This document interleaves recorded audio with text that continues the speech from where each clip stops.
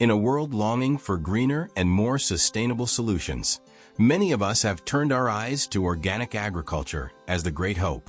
We have been told that by choosing organic, we are protecting our planet, our health, and ensuring a better future for the next generations. But are all organic farming methods truly aligned with practices that benefit the earth and society? Or are there practices hidden under the organic label that differ little from the conventional methods we often criticize?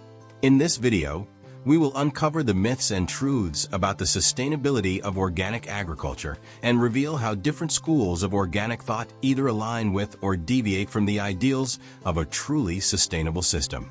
Organic agriculture is often associated with sustainability due to its commitment to avoiding synthetic pesticides and fertilizers, promoting practices perceived as more natural and less harmful to the environment. However, being organic does not automatically guarantee that an agricultural practice is sustainable in all the necessary aspects for a truly sustainable system, which includes not only environmental health, but also economic viability and social justice. Here are some reasons why not all organic agriculture is necessarily sustainable. First, dependence on external inputs. Although it avoids synthetic agrochemicals, organic agriculture may still rely on external inputs that are transported over long distances. This includes organic compounds and even biopesticides that need to be purchased from commercial sources. This dependence can create a significant carbon footprint and reduce the farm's self-sufficiency. Second, soil and biodiversity management. Organic farming does not automatically guarantee proper soil management or the maintenance of biodiversity. Practices such as monoculture and improper cultivation techniques can still occur on organic farms, potentially leading to soil erosion, loss of biodiversity, and a decline in the overall health of the ecosystem. Third, water consumption. Some organic practices can be water-intensive, especially if irrigation techniques are not optimized for water conservation. In drought-prone areas, this can be unsustainable in the long term. Fourth, production efficiency. Organic agriculture may have lower yields per hectare compared to conventional farming. Not all organic farming uses polyculture methods like agroforestry, which can represent lower efficiency and suboptimal use of space. Fifth, accessibility and social inclusion. Organic products generally cost more to produce and consequently are sold at higher prices. This can limit access to healthy foods for low-income populations and perpetuate social and economic inequalities. Sixth, certification and regulation.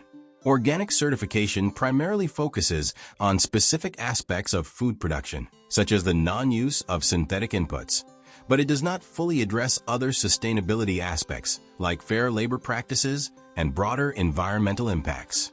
Finally, carbon sequestration and negative carbon balance. While organic farming generally promotes practices beneficial for carbon sequestration, such as composting and reducing agrochemicals that require high energy for production, it does not automatically guarantee a positive carbon sequestration balance. In some cases, if soil management practices are not optimized to maximize carbon sequestration, such as the proper incorporation of organic matter into the soil or the implementation of agroforestry systems, organic farming can result in a negative carbon balance. Furthermore, techniques like intensive plowing, still used by some organic farms, can increase the oxidation of soil organic matter, releasing carbon dioxide and decreasing the soil's ability to act as a carbon sink. Therefore, without management focused on maximizing carbon sequestration, organic farms may not effectively contribute to climate change mitigation. Great! Now that we've covered all the points necessary for organic agriculture to be sustainable, let's analyze each of the organic schools and how much they truly embody sustainable practices. Let's first look at biodynamic agriculture. Developed by Rudolf Steiner, this approach is an expansion of organic agriculture that uses biodynamic preparations and considers cosmic and earthly influences on plants and soil. Biodynamics views the farm as a living, cohesive organism, emphasizing ecological balance and soil renewal. In addition to following organic principles, this methodology uses astronomical calendars to determine planting and harvesting periods. Sustainability analysis. Biodynamic agriculture is highly sustainable across several dimensions. Ecological. It strengthens soil health and biodiversity through practices that increase organic matter and biological activity in the soil. It reduces dependence on external inputs by promoting a closed agricultural ecosystem. Social. It promotes fair practices and improves the connection of communities with the land and natural processes, reinforcing responsibility and environmental care. However, biodynamic agriculture courses can be somewhat expensive, making this type of knowledge nearly inaccessible. Economic. While it may require more labor and a deep understanding of natural and cosmic processes, it leads to a resilient agricultural system that can reduce costs in the long term by minimizing external inputs and maximizing ecosystem health. Climate. It contributes to carbon sequestration in the soil through intensive composting and organic matter management practices, helping combat climate change. Thus, biodynamic agriculture not only addresses the sustainable production of food, but also strives to revitalize the agricultural environment and promote an ecological and spiritual balance, significantly contributing to environmental and social sustainability. However, the cost of accessing this type of knowledge can be prohibitive for many people in various parts of the world. Now, the second school, natural agriculture. Inspired by the principles of Masanobu Fukuoka, natural agriculture emphasizes do-nothing farming, avoiding human interventions such as plowing, deep sowing, pruning, or using prepared fertilizers and pesticides. This approach focuses on creating conditions that mimic natural systems as closely as possible, allowing nature to guide and sustain agricultural development. Sustainability analysis. The sustainability of natural agriculture is evaluated across several dimensions. Ecological. It promotes biodiversity and ecosystem health by respecting natural cycles, resulting in healthy soil and a resilient agricultural environment. Economic. It reduces dependence on costly external inputs like fertilizers and pesticides, lowering production costs in the long term. Social. It aligns with sustainable living practices and offers an alternative to industrial agriculture, promoting the health and well-being of rural communities. Carbon sequestration. By avoiding plowing and promoting natural soil cover, natural agriculture keeps carbon in the soil, contributing to climate change mitigation. Thus, natural agriculture not only challenges conventional farming practices, but also offers a profoundly sustainable model that can be globally adapted to improve environmental, economic, and social health. This approach has the potential to significantly transform the relationship between agriculture and natural ecosystems. Third in this analysis, regenerative agriculture. This type of agriculture goes beyond sustainability, aiming to regenerate and revitalize soil, water, and local biodiversity, as well as capture carbon to combat climate change.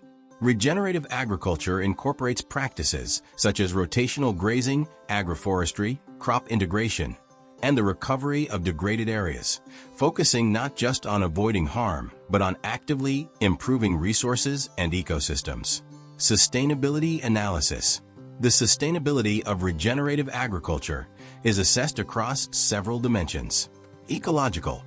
Strengthens ecosystems by increasing biodiversity, improving water and nutrient cycles, and enriching the soil. Carbon. One of the most effective in terms of carbon sequestration, helping to mitigate climate change by capturing CO2 from the air and storing it stably in the soil.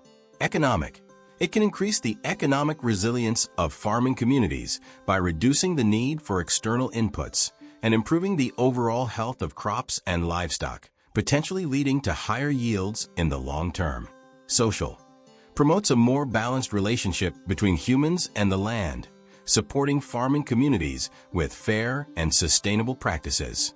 Therefore, regenerative agriculture represents a holistic and innovative approach that not only protects, but actively improves natural resources for future generations, making it one of the most promising and sustainable forms of farming practice today.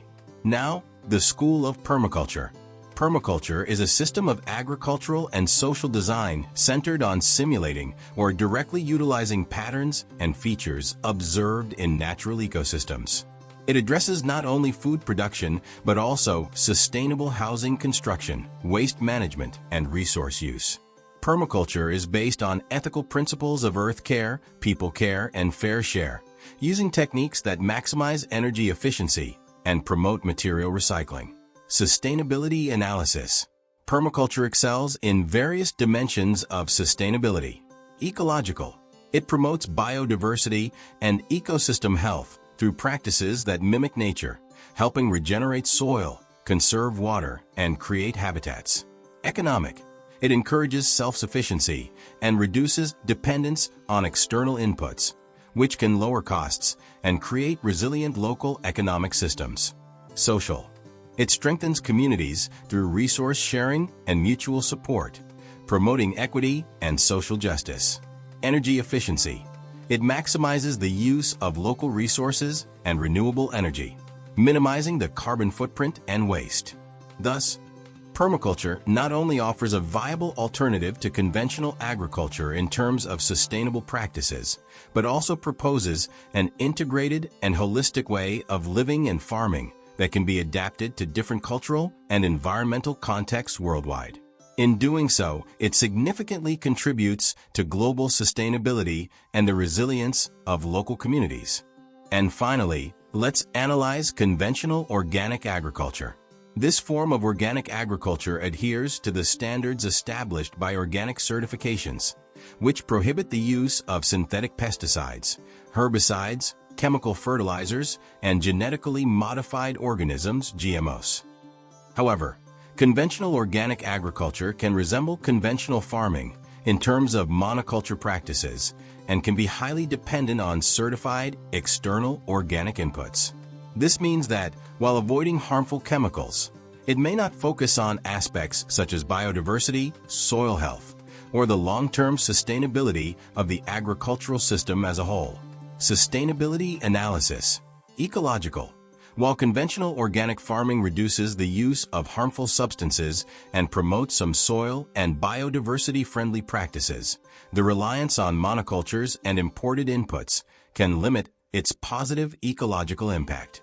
The use of plastic for soil covering and excessive irrigation, which consumes large amounts of water, are also concerns. In many countries, soil can be replaced with water through hydroponic farming, which leads to high energy usage and significant water consumption. Economic.